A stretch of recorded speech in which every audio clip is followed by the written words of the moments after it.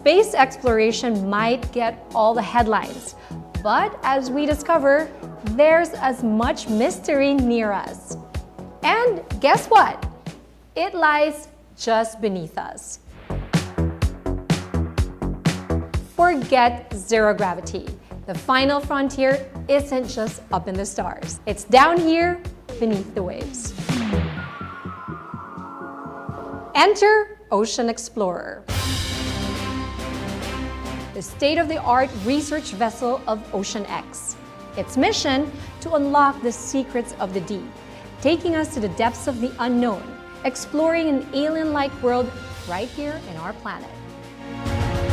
And speaking of being near us, the OceanXplorer docked right here in the Philippines. And they only gave Billionaire News Channel an exclusive on-camera tour of their high-tech vessel.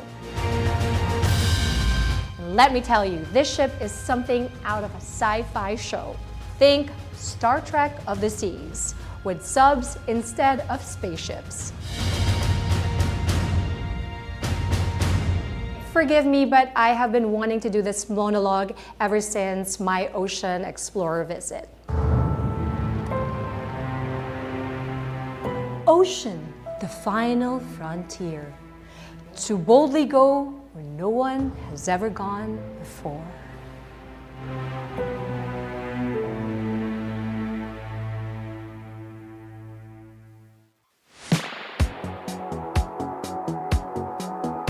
We're skipping the spacesuits, grabbing some flippers, and diving into this adventure.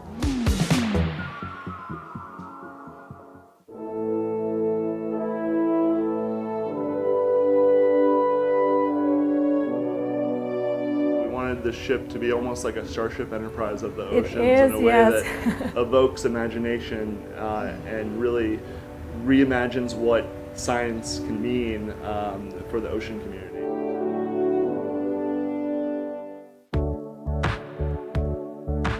Meeting Mark Dalio, the visionary behind OceanX, was nothing short of inspiring.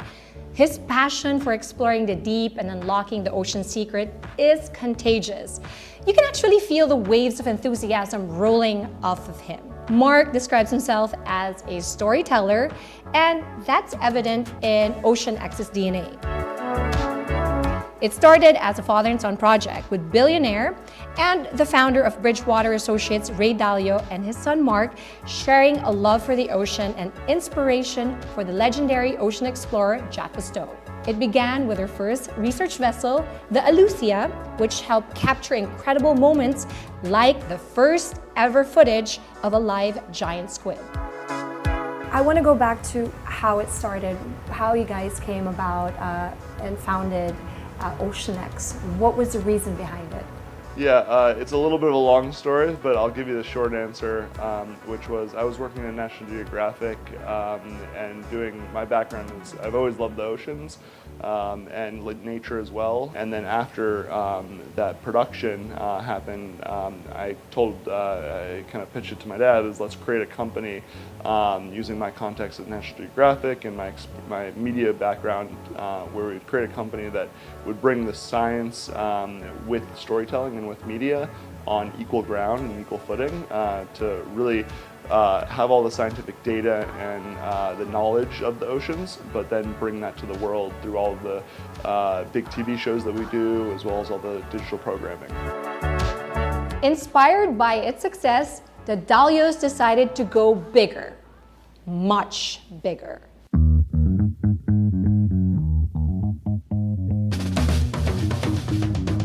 The OceanXplorer is reported to be valued at $200 million. The floating marvel is packed with subs, labs, high-tech gear, and with experts and scientists living on board.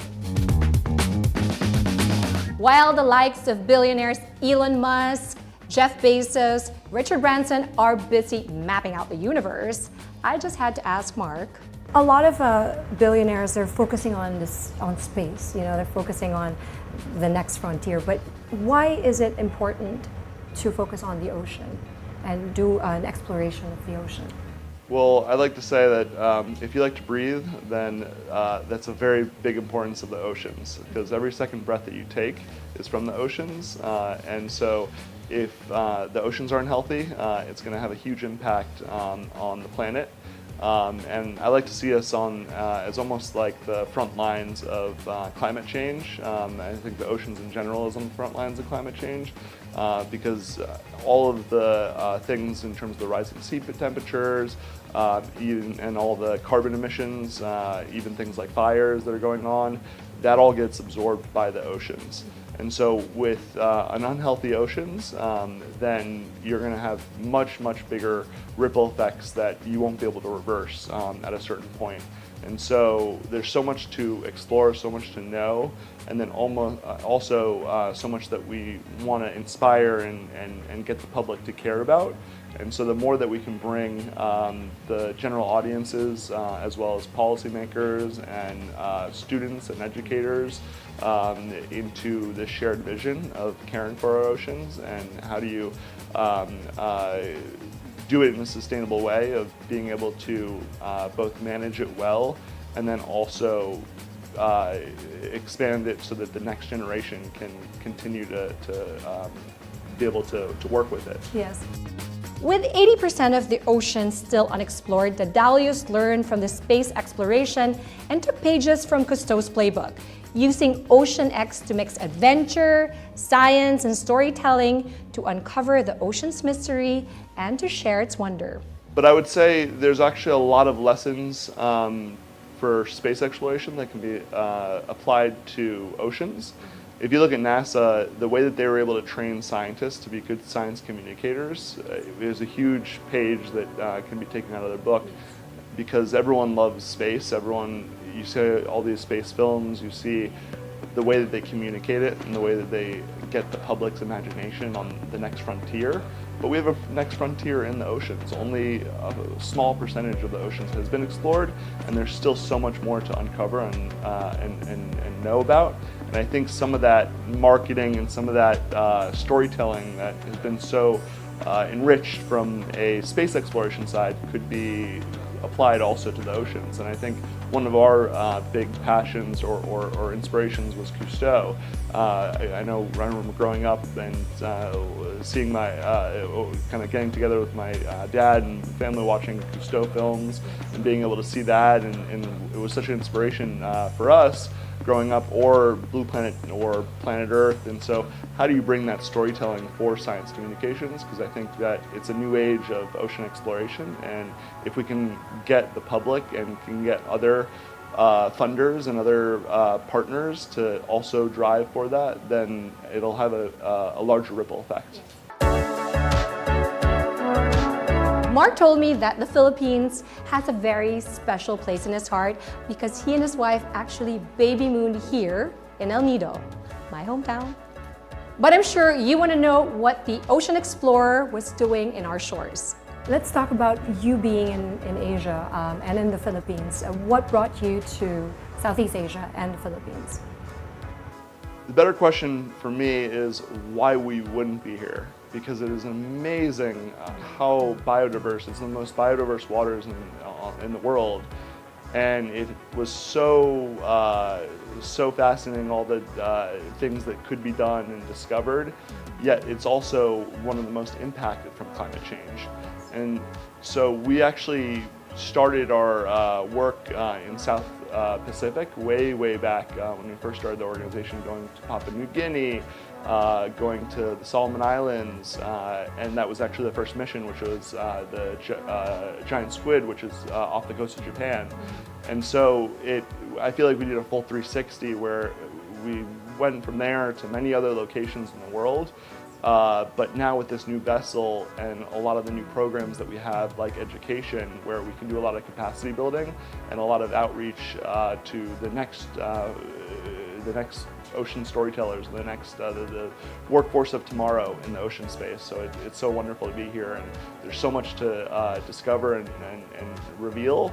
And I think that because it's being impacted so much by climate change, that being able to work with the local communities, work with the local government agencies, and get that out in a big way to the regional, kind of the region, but also to the globe, and bring that to a much bigger global audience as well, to showing how beautiful and how amazing these waters are. Hearing Mark's passion for exploring the oceans made me even more curious to step aboard and start my tour of the OceanXplorer.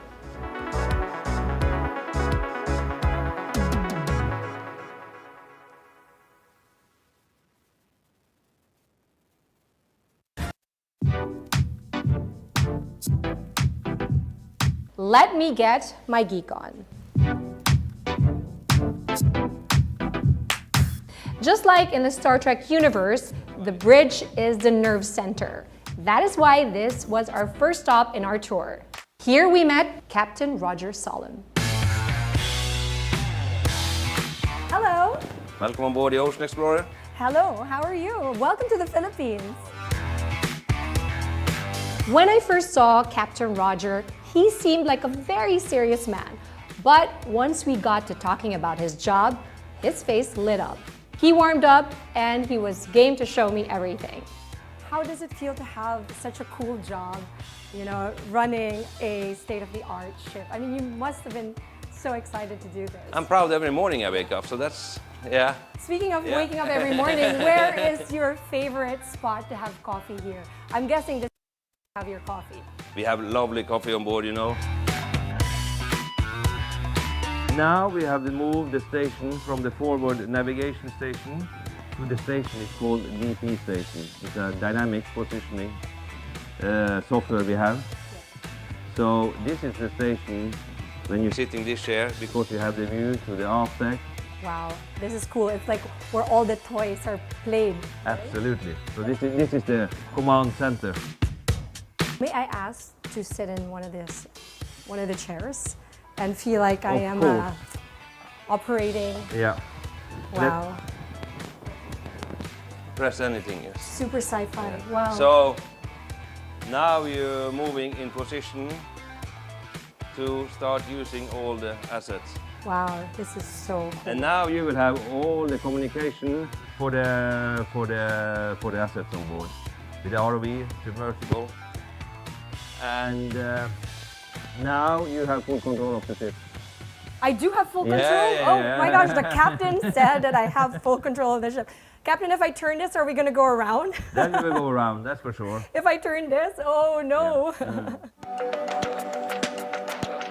The captain has a top deck, so he's seen the coolest places. So I had to ask him what was the best location for him. This is something I want to ask you is, you've traveled around the world into the most remote places. Which to you is the best location that you've woken up to and have had your coffee in? I must say we have now been over half a year, maybe 7 months in Southeast Asia. And I must say we started in Indonesia, Malaysia, and now we are in the Philippines. Yeah, very nice area. Good answer. He loves Asia. Yeah. He was also so quick to add that he's very proud of the Filipino crew. We are so exciting to be in the Philippines. The whole crew has been waiting for this, you know. And we have around 14, 15 of the crew members from the Philippines, so this is huge for us. Next up, we met one of the pilots of the submersibles, Ralph Addison.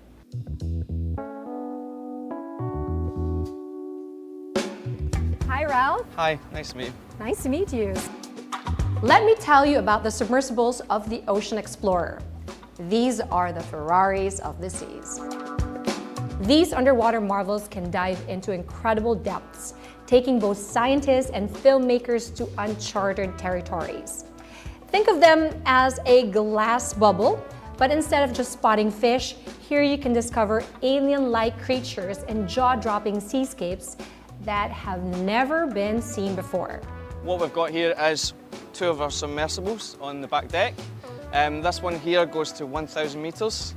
It takes 2 passengers and the pilot sits to the rear. Yes. Now this sub is mostly for media, because the other sub over there, we're collecting all the samples for the scientists as part of the mission. And we're trying to capture that to take it back and show the universities and the media teams exactly what's happening down below. So the people that go in the subs, it looks very thick actually. Yes. So they're like a scientist, a director, or Yeah. who are the ones that go in? Yep, so normally we'll have the lead cameraman there, and then you would have the executive producer this side, and they'll give us a storyboard of all the shots they want to get captured. So before we launch, we've actually got an idea of what they're looking for during the dive. Yes, and you've done this extensively before because you were also part of Blue Planet. Yes. These state-of-the-art submersibles, I tell you this, have a lot of stories to tell, all captured in cinematic grade quality. What has been the coolest thing that you've done and you've experienced going into the submersible, or just the experience of it? In the last 6 months, we went to Banda Aceh in Indonesia, and we were near the area where the tsunami hit in 2004. And we'd taken some geologists down from the University of Miami, and we did a survey on the seabed, and we came up from 800 meters to just 110 meters, and that was towards the end of the dive. We sat there, heavy on bottom, while waiting for the ship to get into position to give us clearance to surface, and just 10 minutes before we surfaced, 3 thresher sharks came between the two subs, and we just sat there, like just taking it all in. Wow. Yeah, it was really good. That's amazing. Really good. While submersibles can dive up to 1,000 meters, the next station can take us to areas where no man has ever gone before. It's called ROV. Here we met Ewan Bassett. Yeah, so how deep does Chimera go? It will go to 6,000 meters. We haven't been that deep yet. The deepest we've been is about, I think it's 4,800 meters is our deepest dive yet. But I've worked with these vehicles quite a lot. They will go to 6,000 meters day in, day out. It's no problem for them. So. What is the most fun part of it? Like this is a very expensive toy. It's like yes, it is. You're operating and flying. So what is the most fun you've experienced operating?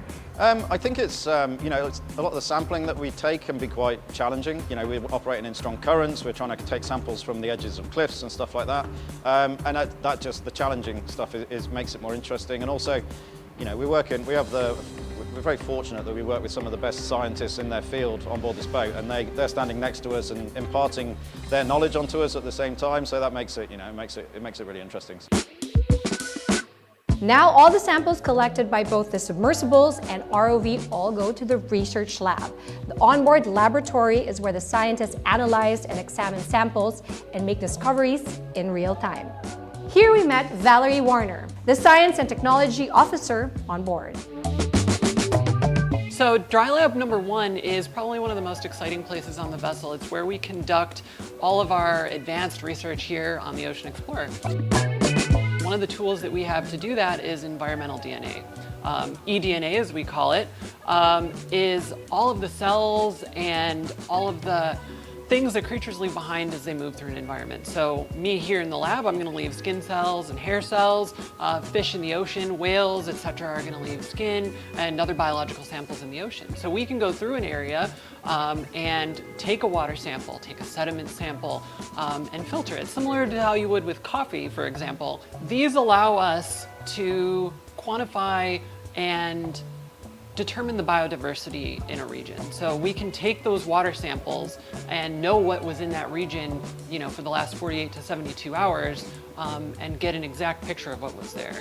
I think a really good example of that would be we were in the Arabian Gulf and the Arabian Sea earlier this year and later last year, and we were looking for the Arabian Sea humpback whale. And it's an endangered species.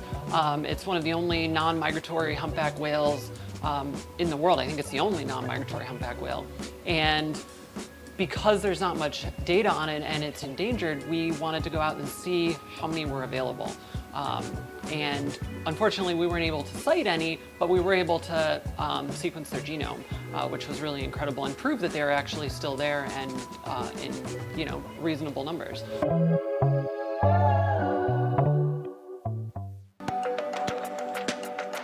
in the next station, they get to come up closer with the species. Now, this one is a playground for explorers. This is the dive center. He is also one of the underwater cameramen on board. Personally, this is my favorite part of the ship. One of the things I also found very interesting, they can actually report live from the deep sea to students in the classroom. Some of our imaging equipment. This one I find particularly interesting from an educational point of view. So this is a regular camera inside an underwater housing, but we also have an external cable that runs 60 meters, if we want the length, all the way to the surface. So we can see the image here of a dive site in Southeast Asia, and imagine someone's on the boat above us, they can see exactly what you and I are looking at on the dive. Then, even cooler than that, is we can broadcast that as a live stream from the tender to a classroom or to a conference. That's amazing. And then it gets better.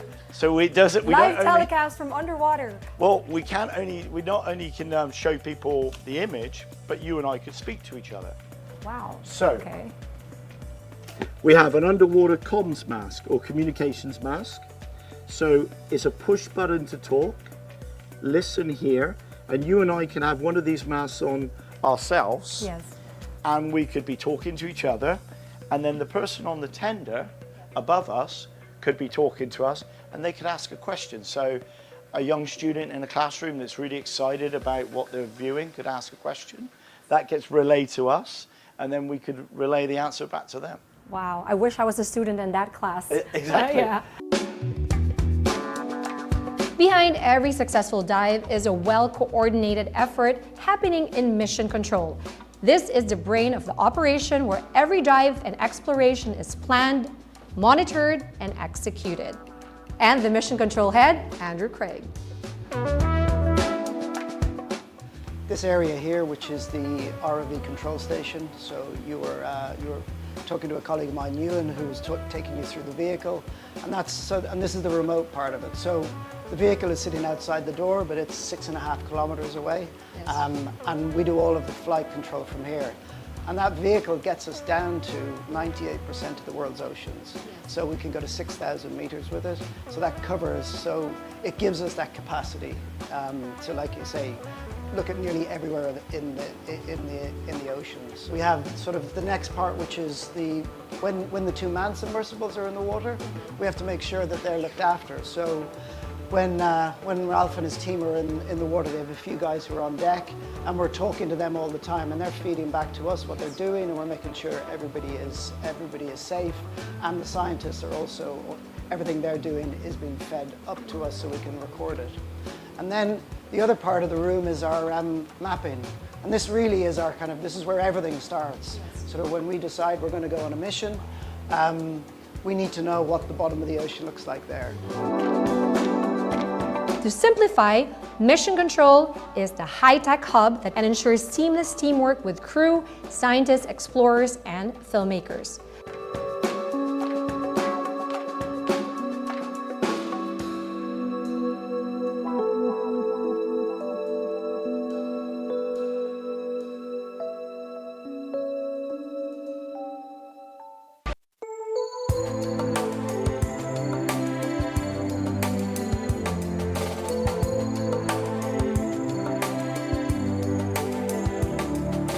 In the end, Mark joined us in Mission Control, and of course, I had to ask. So I've asked everyone in the crew what was the coolest thing that they've experienced in the ship. What is it for you? For me, one of my favorites, and you might see it in some of the videos, but one of my favorite kind of areas that we explored was these brine pools in the Gulf of Mexico, which are these underwater lakes that it almost looks like a witch's cauldron because the reason they're called brine pools, they're made out of brine that actually gets pushed out of the sea floor, and it creates the water layer that's heavier than the outside oceans, and so it sinks to the bottom and it creates these underwater lakes that have this kind of smoky, it looks like smoke coming up, so it literally looks like a witch's cauldron. And then there's, with the brine, and there's a whole bunch of these mussels that start to form that feed off of the organisms that get created from the brine.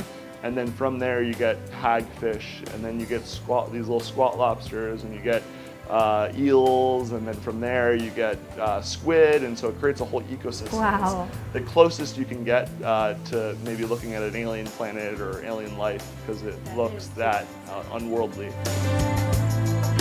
My takeaway is that the OceanXplorer isn't just a ship. It's a vessel of hope, curiosity, and endless possibilities. Beyond its state-of-the-art research equipment, it carries the countless stories of the passionate team on board, each one fueled by a shared love for the ocean. OceanX's mission goes beyond research. It's about sharing discoveries that spark curiosity and passion for the next generation. And this 2025, the OceanXplorer plans to return. We're still figuring out the dates, but you guys are more than welcome to come back. Come to El Nido. Yes, Also. absolutely. Yeah.